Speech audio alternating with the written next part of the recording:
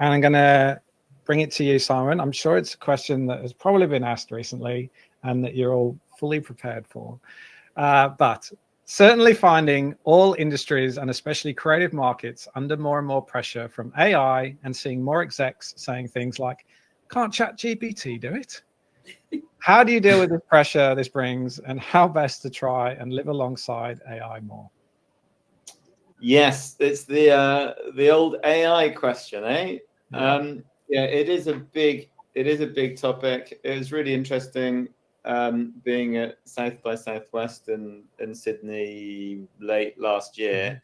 Every other session seemed to be AI and what's the impact it's going to have on the creative industry. And I suppose the reality is it's here to stay. It's getting better and better, and there are a whole load of wonderful things that it can do. Like I use ChatGPT as part of my sort of creative process. Now and again, we're using Midjourney to be creating visuals and what have you, and so we're very much adopting it and learning to use it. I think the best way to, my kind of core piece of advice in terms of how as human beings we respond to this and continue to show our value is in that word human beings. We are human beings, and each of us are unique. And so my advice is be as uniquely human as you can possibly be. The AI is never going to be you. But so you need to look at what are the tasks, what are the things that you can do that everyone else can do, the fairly banal, actually from a creative point of view, not very creative things. Automate those, have the AI, learn how to use AI to do those, and just keep developing your own unique creative voice, because that's the real value that you bring.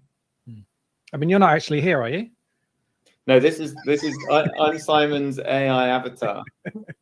Simon's actually at the pub right now having a long Thursday lunch. Yeah. But he sends his regards. The other thing I think as well is that it's proving where the value lies, right? Like if there are things that can be done by AI and you're happy with what that looks like, then there's not that much value in it now these days, right? Like if AI has been able to do it, then the value's kind of been stripped out of it. So I think you've got to start looking for things where the value does exist, and it might be different things, or it might be things that AI has helped you to create, but not be the output. And if you're focused on the output and AI can do it, then yes, I think you're going to be in trouble. But if you're focused on an outcome that is driven by human insight and all the things that we can bring that AI can't, then I think that's where you can start to compete and drive the value conversation a bit. Yeah, it's the idea.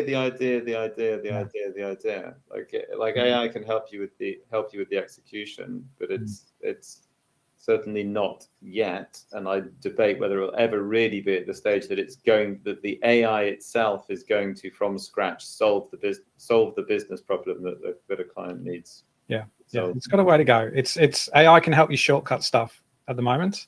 It's not got to the point where I think it's delivering the biggest value.